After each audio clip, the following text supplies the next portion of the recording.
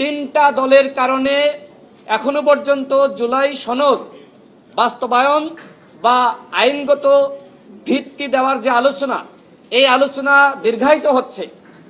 আমাদের মধ্যে যতটুকু ভিন্নমত রয়েছে, এই ভিন্নমতকে ঐক্যমতের জায়গায় নিয়ে আসা আপনাদের দায়িত্ব। ঐক্যমত কমিশনের যে সর্বশেষ বৈঠক অনুষ্ঠিত হয়, সে সময় আমরা যে প্রস্তাব রেখেছিলাম, আজকে ঐক্যমত কমিশনে অধিকাংশ দলই সেই ধরনের প্রস্তাব রাখছে। আমরা আজকের যে আলোচনা দেখলাম, এই আলোচনা অত্যন্ত ইতিবাচক। আমার কাছে যেটি মনে হয়েছে যে আমরা মোটামুটি 80% ঐক্যমতের জায়গায় পৌঁছেছি। এই যে 20% আমাদের ভিতরে ভিন্নমত, এই ভিন্নমত তো থাকবেই। আজকে ঐক্যমত কমিশনের যে বৈঠক, সেখানে আমাদের দলের পক্ষ থেকে আমরা বলেছি, আমাদের মধ্যে যতটুকু ভিন্নমত রয়েছে, এই ভিন্নমতকে ঐক্যমতের জায়গায় নিয়ে আসা আপনাদের দায়িত্ব।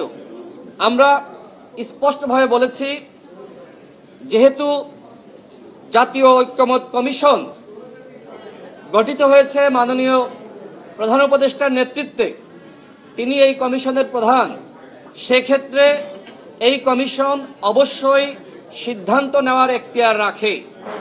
এর আগে ঐক্যমত কমিশনের মাননীয় সহসভাপতি আলী রিয়াজ স্যার, তিনি বারবার আমাদেরকে বোঝানোর চেষ্টা করছিলেন এই কমিশন শুধুমাত্র সরকারকে পরামর্শ দিতে পারে। কিন্তু আমি সেদিনের বৈঠকে, আজকের বৈঠকে স্পষ্টভাবে ব্যাখ্যা করেছি, এই কমিশন সিদ্ধান্ত নেওয়ার এখতিয়ার রাখে।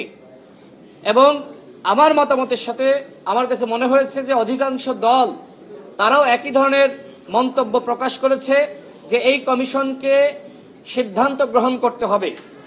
অন্যথায় এইভাবে যদি আমাদের ভিতরে তারা ভিন্নমত রাখে এবং তারা বারবার বলে আপনারা দলগুলো বসেন এবং নিজেদের ভিতরে একটু সমঝোতায় আসেন, আমি আজকে এই বিষয়ে স্পষ্ট করেছি, দেখেন, আমরা যদি ঐক্যমতের জায়গায় আসতে পারতাম তাহলে আপনাদের প্রয়োজন ছিল না। গণ অভ্যুত্থান হয়েছে, এই গণ অভ্যুত্থান আপনাদেরকে সংস্কার করার ম্যান্ডেট দিয়েছে, এই গণ অভ্যুত্থান বিচার করার ম্যান্ডেট দিয়েছে, এই গণ অভ্যুত্থান একটি সুষ্ঠু নির্বাচন জাতিকে উপহার দেওয়ার ম্যান্ডেট দিয়েছে।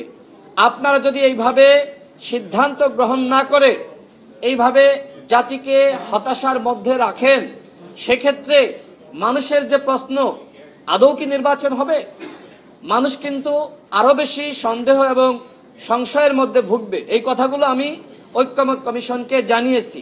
আর এই জন্য আমরা বলেছি যে আপনাদেরকে অবশ্যই সিদ্ধান্ত নিতে হবে। সিদ্ধান্ত যদি আপনারা নিতে ব্যর্থ হন, সেক্ষেত্রে গণ অভ্যুত্থান ব্যর্থ হবে।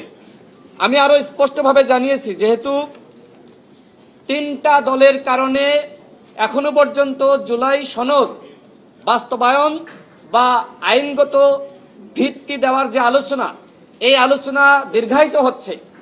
এবং আমি আজকে বলেছি, আপনারা দেখি এই সরকারের পক্ষ থেকে তিনটা দলকে সবসময় গুরুত্ব দেন। জাতিসংঘ সফরে তিনটা দলকে নিয়ে গিয়েছে। তার মানে কি, এই তিনটা দল যদি ঐক্যমতে আসে তাহলে বাকিরা তো অবশ্যই আপনাদেরকে সহযোগিতা করবে।